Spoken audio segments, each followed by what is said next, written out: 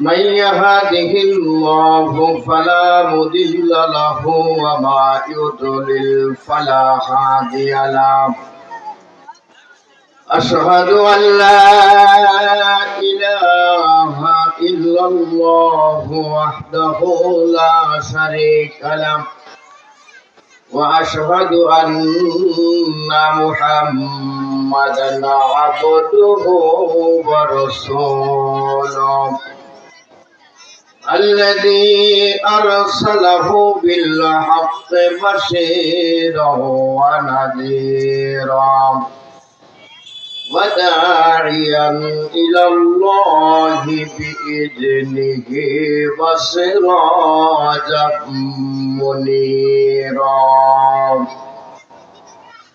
فقد قال الله تعالى في كلامه المجيد وفرقانه الحميد أعوذ بالله من الشيطان الرجيم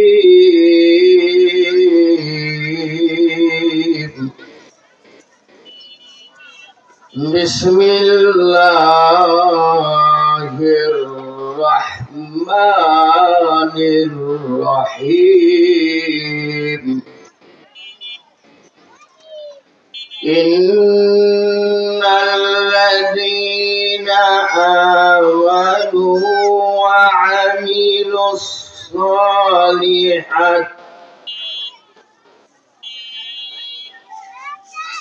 إن الذين آمنوا وعملوا الصالحات كانت لهم جنة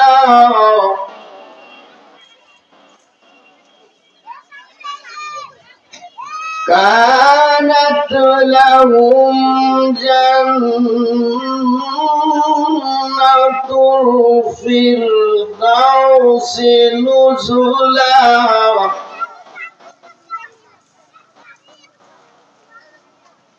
آية أخرى وقال تعالى كنتم خير أمة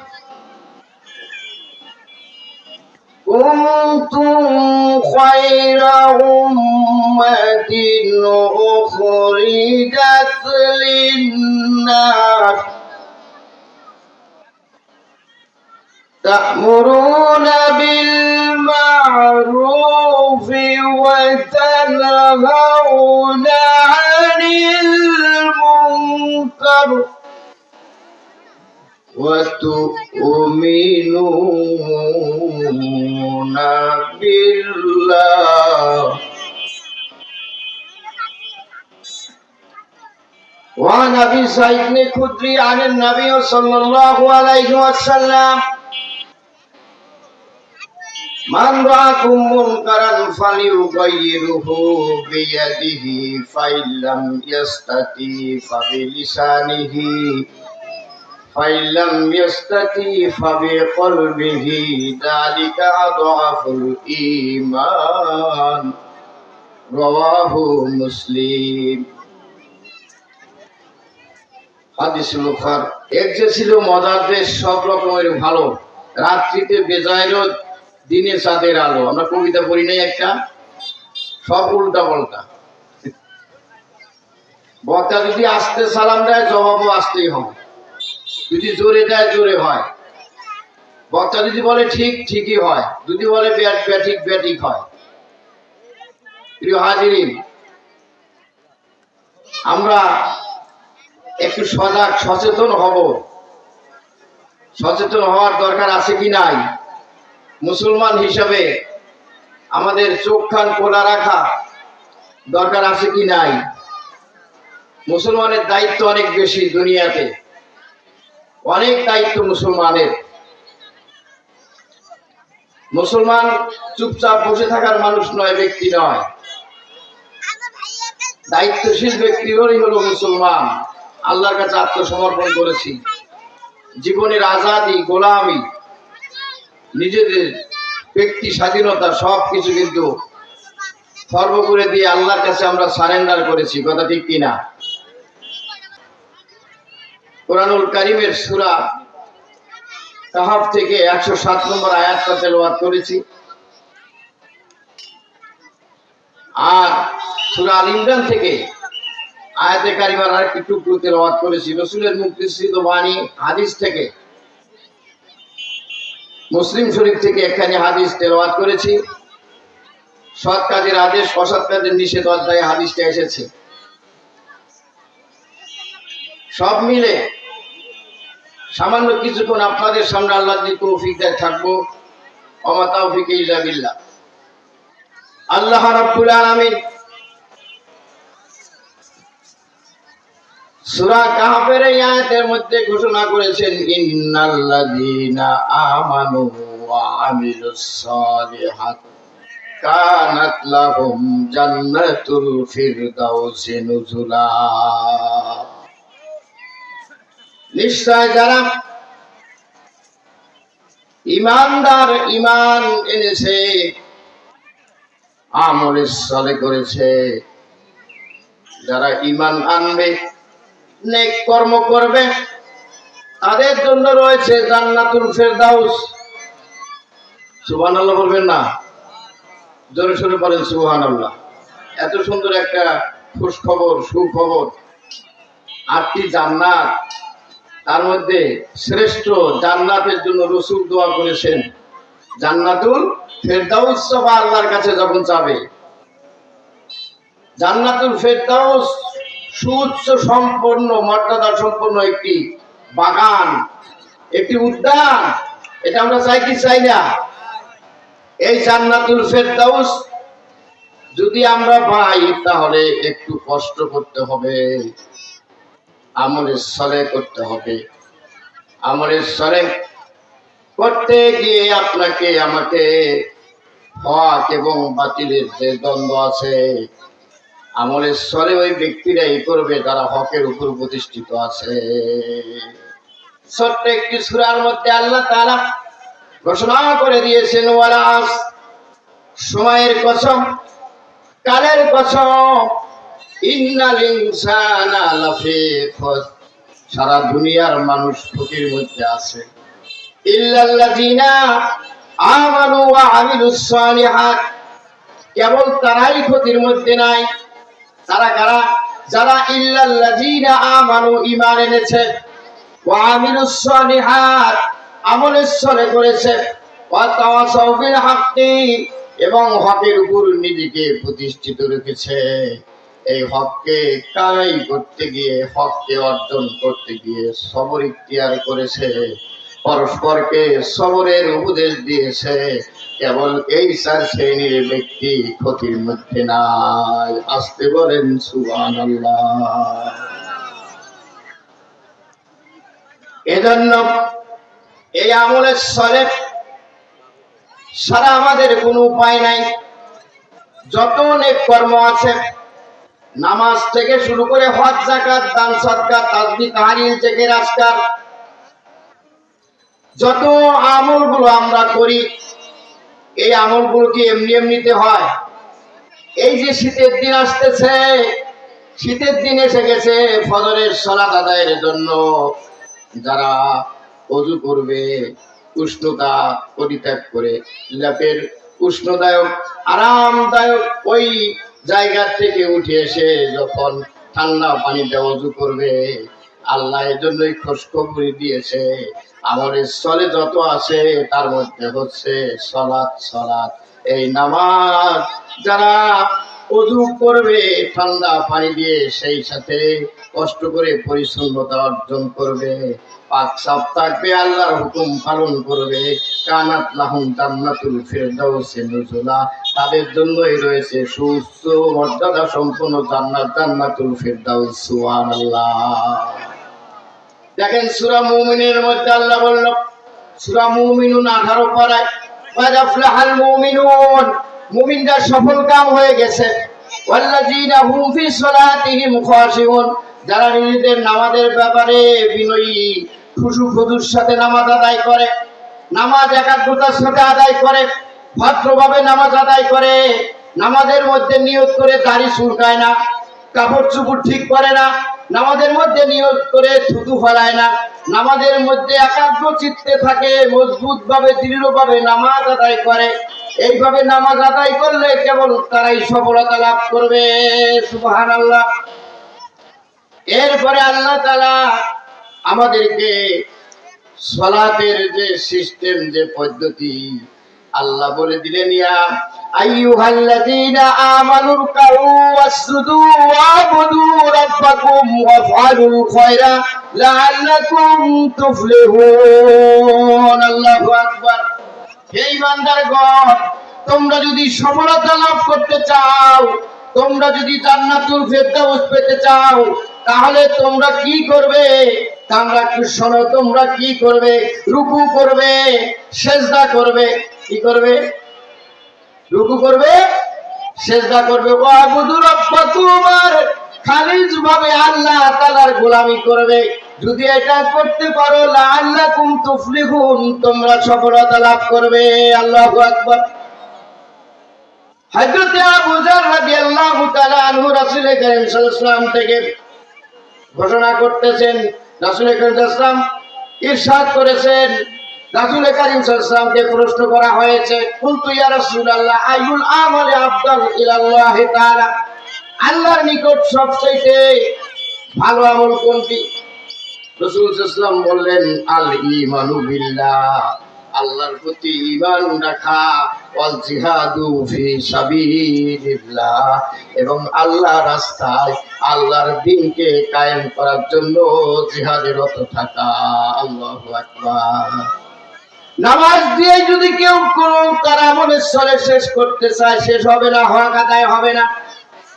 নামাজ আদায় করবে যথারীতি আল্লাহর দ্বীন কায়েম করার জন্য, আল্লাহ রাস্তায় সীসা ডালা প্রাচীরের মতো দুর্ভেদ্য প্রাচীর হয়ে আল্লাহর দ্বীন কায়েমের কাজ করবে। আল্লাহ বলতেছেন, ইন্নাল্লাহা ইউহিব্বুল্লাযীনা ইউকাতিলুনা ফি সাবিলিহি সাফফান কান্নাহুম বুনিয়ানুম মারসুস। আল্লাহু আকবার।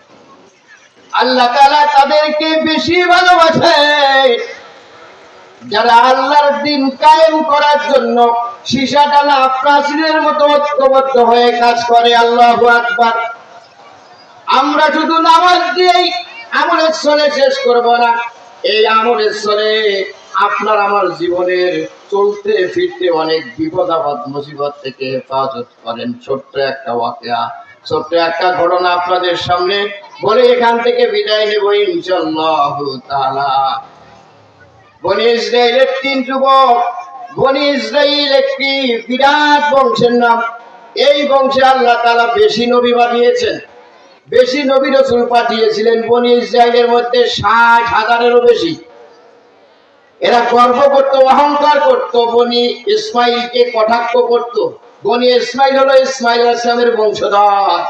ইসমাইল আলাইহিস সালামের বংশের মধ্যে আল্লাহ তাআলা শেষ নবী মুহাম্মদুর রাসূলুল্লাহ সাল্লাল্লাহু আলাইহি ওয়াসাল্লামকে পাঠিয়েছেন। সুবহানাল্লাহ। ইসমাইলের বংশকে বলা হতো আটখুরে। টিটকারি করত, বিদ্রুপ করত বনি ইসরাইলরা। মানে তোমাদের চেনে কোনো নবী আসে নাই, আসবেও না, আর শেষ নবীর কথা বলা হয়েছে, ওটা আমাদের বনি ইসরাইল আসবে, এইভাবে কটাক্ষ করত, তিরস্কার করত।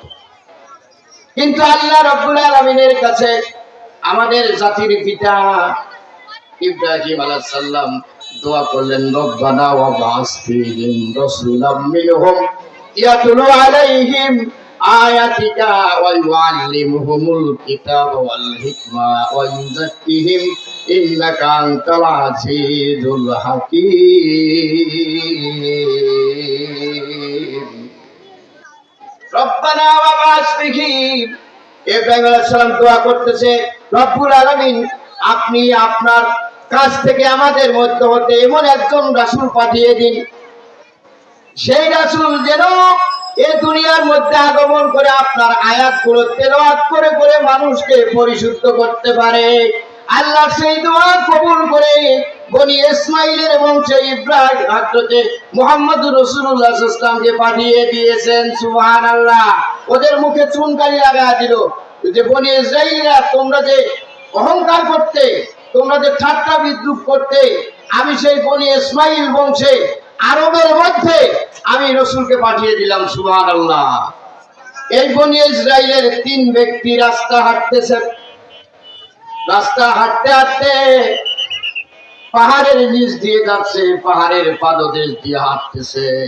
হঠাৎ সাইক্লোন ঘূর্ণিঝড় তাদেরকে পেয়ে বসলো। সাইক্লোন ঘূর্ণিঝড় তুফান যদি পায় আমরা আশ্রয় নেই না? প্রিয় হাজিরিন, আমরা আশ্রয় নেই কি নেই না? এই 3 যুবক গিয়ে পাহাড়ের গুহার মধ্যে আশ্রয় নিল।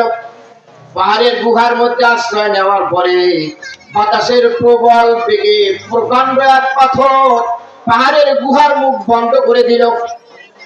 এখন তাহলে তারা অন্ধকারের মধ্যে পড়ে গেল। হাওয়া বাতাস আলো কোনো কিছু ঢোকে না। সাইক্লোন ঘূর্ণিঝড় শেষ হয়ে যাওয়ার পরে এই 3 জন ব্যক্তি আর বের হতে পারে না। 3 জন ব্যক্তি বলা বলি করতে লাগলো, ও বন্ধু, একটি মাত্র উপায় আছে। আমরা 3 জনে যদি আমাদের জীবনের নেক আমলের কথাগুলো, আমলের ছলে যে ভালো ভালো কাজগুলো করেছি, এই ভালো ভালো কাজগুলোর কথা স্মরণ করে যদি আল্লাহর কাছে একটু দোয়া করি, হয়তোবা আল্লাহ আমাদের দোয়া কবুল করতে পারেন, পাথরও সরায়া দিতে পারেন। সুবহানাল্লাহ। 3 ব্যক্তি এইভাবে পরামর্শ করলো। পরামর্শ করে এক ব্যক্তি বলতেছে, আচ্ছা বন্ধু তাই করো, তাছাড়া তো উপায় নাই। এই পাহাড়ের গুহার মধ্যে পড়ে আমরা মরে যাব, না খেয়ে মরে যাব, পানি নাই, কোনো কিছু নাই, আলো বাতাস কিছু ঢুকতেছে না। আল্লাহর কাছে অনুনয় বিনয় করে কাঁদো রে বন্ধু, কাঁদো, আমাদের কথা স্মরণ করে আল্লাহর কাছে কাঁদো। আজকে আমরা কাঁদতেও জানি না, কাঁদিও না, খালি ফতোয়া দেই, দোয়া করবো না, এটা করবো না, ওটা করবো না। দোয়া না করলে, না কাঁদলে আপনি কেমনে আল্লাহর কাছে যাবেন? কথা ঠিক কিনা? আমার বন্ধুগণ, একজন ব্যক্তি এই 3 জনের মধ্যে একজন আল্লাহর কাছে দোয়া করলো, হাত তুললো। রব্বুল আলামিন, আমার চাচাতো বোন ছিল, এই চাচাতো বোনকে আমি খুব ভালোবাসতাম, তার সাথে আমার একটা প্রেম হয়। কি হয়? ভালোবাসা হয়। এখনকার ভালোবাসা তো সব অবৈধ ভালোবাসা। কথা ঠিক কিনা? এখনকার ভালোবাসার মধ্যে গুনাহ, জিনা, ব্যভিচার। আর ওই সময় ওই ভালোবাসা শরীয়তের বাইরে যারাই করেছে, এটার মধ্যে গুনাহ, জিনা। কথা ঠিক কিনা? এই যুবক তার নেক কাজের স্মরণ করে আল্লাহর কাছে ফরিয়াদ করলো, আমার চাচাতো বোনকে খুব ভালোবাসতাম, আমি ভালোবেসে চাচাতো বোনের কাছে আমি প্রস্তাব দিলাম, বোন রে, আমি একটু আমার কামনা বাসনা পূরণ করতে চাই, তুমি যদি একটু সুযোগ দিতা। ভালোবাসার পরে আই লাভ ইউ এগুলো বলার পরে আস্তে আস্তে আগানোর পরে কি করে? আসল যা সর্বনাশ সেটা করে বসে। কথা ঠিক কিনা? এবার চাচাতো বোন বলতেছে, ও ভাই শোনো, এই সুযোগ আমি তোমাকে দেব, তুমি যদি কিছু টাকা পয়সা আমাকে দাও, নগদ কিছু ক্যাশ যদি আমাকে দাও, তাহলে আমি তোমার শর্তে রাজি আছি। তোমাকে এই শর্ত দিলাম, আমাকে এতগুলো দিরহাম দেওয়া লাগবে। চাচাতো ভাই গরিব মানুষ, কঠোর পরিশ্রম করা শুরু করে দিলেন। কঠোর পরিশ্রম করে করে কয়েকদিনের মধ্যে কিছু দিরহাম জোগাড় করলো, টাকা জোগাড় করলো। টাকা জোগাড় করে এনে তার বোনের কাছে দিয়ে বলতেছে, এবার আমার আশা পূর্ণ করো, তুমি তো শর্ত দিয়েছিলে কিছু টাকা পয়সা দিলে তুমি আমার কামনা বাসনা পূর্ণ করে দেবে। রাজি হয়ে গেল। আমি আমার বোনের উপরে যখন উঠলাম, 2 উরুর উপরে আমার 2 উরু যখন উঠায়া দিলাম, এবার বোন নিচ থেকে বলতেছে, ও ভাই যুবক, তুমি আল্লাহকে ভয় করো, দুনিয়ার আর কেউ না দেখলে আল্লাহ রাব্বুল আলামিন আমাদের এই অপকর্ম দেখবে। হাসরের ময়দানে তুমি কি জবাব দিবে আর আমি কি জবাব দেব? ও ভাই, আল্লাহর ভয় যদি তোমার অন্তরে থাকে তুমি নেমে আসো। যুবকের অন্তরের মধ্যে তুফান শুরু হয়ে গেল, বজ্রপাত শুরু হয়ে গেল। যুবক ওখান থেকে নামলো, নেমে সরে আসলো, ওই কাজে আর লিপ্ত হলো না। এই কথাটা স্মরণ করে আল্লাহর কাছে বলতেছে রব্বুল আলামিন, ওই দিন এত মজার একটা সিচুয়েশন যদি আমি তোমাকে ভয় করে পরিত্যাগ করতে পারি, তাহলে গুহার মধ্যে আমরা আটকে পড়ে আছি, পাথর একটু সরায় দাও যাতে পৃথিবীর আলো বাতাস গুহার মধ্যে ঢোকে। আল্লাহ রাব্বুল আলামিন দোয়া কবুল করে পাথর একটু সরায় দিল। আসতে বলেন সুবহানাল্লাহ, আর একটু জোরে সুবহানাল্লাহ। দোয়া কবুল হয় না? আজকের দোয়া 10 বছর পরেও কবুল হতে পারে, কথা ঠিক কিনা? আর দোয়াও মুখুল ইবাদত, দোয়া হচ্ছে ইবাদতের মগজ। কিন্তু নামাজের সালাম ফিরাই দোয়া করবেন তা নয়। আল্লাহু আকবার পড়েন, আস্তাগফিরুল্লাহ পড়েন, আস্তাগফিরুল্লাহ 3 বার পড়েন, আল্লাহুম্মা আনতাস সালাম ওয়া মিনকাস সালাম তাবারাকতা ইয়া জাল জালালি ওয়াল ইকরাম, এই দোয়া পড়েন। এই দোয়াগুলো পড়ে তাসবিহগুলো করেন, সুবহানাল্লাহ 33 বার, আলহামদুলিল্লাহ 33 বার, আল্লাহু আকবার 34 বার। এগুলো করার পরে দোয়া করেন, আল্লাহর কাছে চা চাবেন। কেউ আপনাকে বেদাতিও বলতে পারবে না, ঠেকাতেও পারবে না। সুবহানাল্লাহ। আল্লাহ রাব্বুল আলামিন পাথরের 3 ভাগের 1 ভাগ সরায় দিল, আর 2 ভাগ পাথর আছে। এই 2 ভাগ পাথরে 2 জন দোয়া করে আল্লাহর কাছে। এক যুবক বলতেছে, রব্বুল আলামিন, আমি আমার মাকে খুব ভালোবাসতাম, তোমাকে ভয় করে মাকে শ্রদ্ধা করতাম, তোমার হুকুম পালনার্থে মার খেদমত করতাম। আমি ছাগল চড়াইতাম, ছাগল চড়াইতে চড়াইতে একদিন মরুভূমির গভীরে চলে গেলাম। ফিরে আসতে অনেক রাত হয়ে গেল। আমি বাড়িতে ফিরে এসে দেখি আমার ছোট ছোট বাচ্চাগুলো ক্রন্দন করতেছে ক্ষুধার জ্বালায়। কারণ দুধ দহন না করা পর্যন্ত, বাচ্চাদের দুধ না দেওয়া পর্যন্ত ওদের ক্ষুধা নিবারণ হতো না। এমন অবস্থায় বাড়িতে আমি প্রবেশ করলাম। বাড়িতে প্রবেশ করে দেখি আমার বাচ্চারা কাঁদতেছে ক্ষুধার যন্ত্রণায়, আর আমার বৃদ্ধ মা ছিল, মা ঘরের মধ্যে ঘুম পাড়তেছে। আমি যথারীতি ছাগল দহন করলাম, দুধ দহন করে দুধ আমার বাচ্চাদেরকে না দিয়া, আমার সন্তানদেরকে না দিয়ে আমার মায়ের ঘরে চলে গেলাম। মায়ের ঘরে গিয়ে আমাকে ডাকলাম, মা ও মা, তুমি ঘুমাইছো নাকি? মা ওঠো। মা আমার ডাকে সাড়া দিয়ে উঠলো, দরজা খুলে দিল। মার ঘরে ঢুকে আমি সর্বপ্রথম মাকে পেট ভর্তি করে, পেট বোঝাই করে দুধ খাওয়ালাম তৃপ্তি সহকারে। মা আমার জন্য দোয়া করলো, ও আল্লাহ, আমার মাসুম বাচ্চাদেরকে যদি আমি এই দুধ তোমার হুকুম পালন করার স্বার্থে যদি আমার বাচ্চাদের না খাওয়া, তোমার হুকুম মায়ের খেদমতের কল্পে যদি আমি মাকে দুধ পান করে থাকি, পাথরের 3 ভাগের 1 ভাগ সরাইয়া দিছো, বাকি অর্ধেক সরাইয়া দাও। যে এই কথা বলেছে রব্বুল আলামিন সঙ্গে সঙ্গে ওই পাথরের 3 ভাগের 2 ভাগ সরাইয়া দিলেন। সুবহানাল্লাহ। আর কয় ভাগ আছে? আপনাদের খারাপ লাগতেছে? আর কয় ভাগ আছে? আর 1 ভাগ আছে। 2 ভাগ সরে গেল, আর 1 ভাগ আছে। ভাই একটু তুমি দোয়া করো, তুমি যদি দোয়া করো আল্লাহ কবুল করবে, বাকি পাথরটা আল্লাহ সরায় দেবে। ওই যুবক দোয়া করতেছে, রব্বুল আলামিন, আমি একটা ডেলিভার নিয়েছিলাম, দিন মজুরি নিয়েছিলাম, কামলা নিয়েছিলাম। এই কামলাকে মজুরি দিতে গেলাম, সারাদিন কাজ করলো। যখন মজুরি দিতে গেলাম, কামলা মজুরি নিল না, না ফেলে এই মজুরি রেখে চলে গেল। আমি বুঝতে পারলাম না কেন নিল না। না আমার এটা দোষ। শ্রমিক নেবেন, লেবার নেবেন, ঘায়ের ঘাম শুকানোর আগে টাকাটা দিয়ে দিবেন, এটাই তো হক, কথা ঠিক কিনা? আল কাসিবু হাবিবুল্লাহ, যারা রুজি রোজগার করে খায়, খাটনি করে খায়, লেবারি গিরি করে খায়, তারা হলো আল্লাহর দোস্ত। সুবহানাল্লাহ। বসে বসে খাওয়া লোককে ইসলাম জায়গা দেয় না, এই কথা ঠিক কিনা? নবীরা পর্যন্ত রুজি রোজগার করতো, নবীরা পর্যন্ত কৃষি কাজ করতো, খেত খামারি করতো, করতো কি করতো না? এরপরে কিছুদিন অতিবাহিত হয়ে গেল, কয়েক বছর অতিবাহিত হয়ে গেল। এর মধ্যে একদিন ওই লেবারটা আমার কাছে আসলো।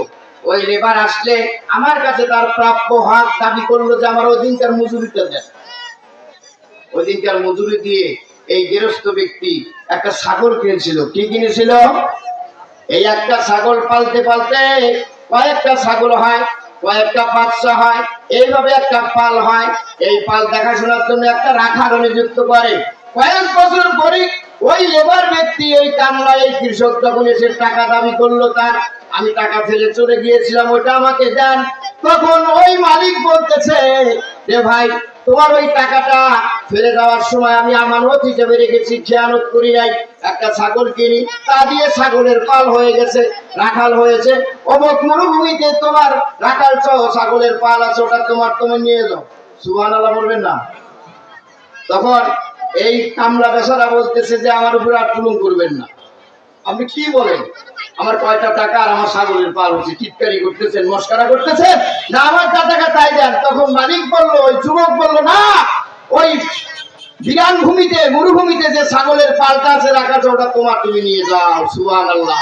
এই তো আছে, এই করলো পাথরের 3 ভাগের সম্পূর্ণটা আল্লাহ সরাইয়া দিলেন। গুহার মুখ থেকে পাথর সরে গেল। এই 3 জন যুবকের তো আল্লাহ কবুল করলো নেক আমলের উসিলায়। সুবহানাল্লাহ। কানাত লাহুম জান্নাতুল ফিরদাউসিন নুজুলা খালিদিনা ফিহা।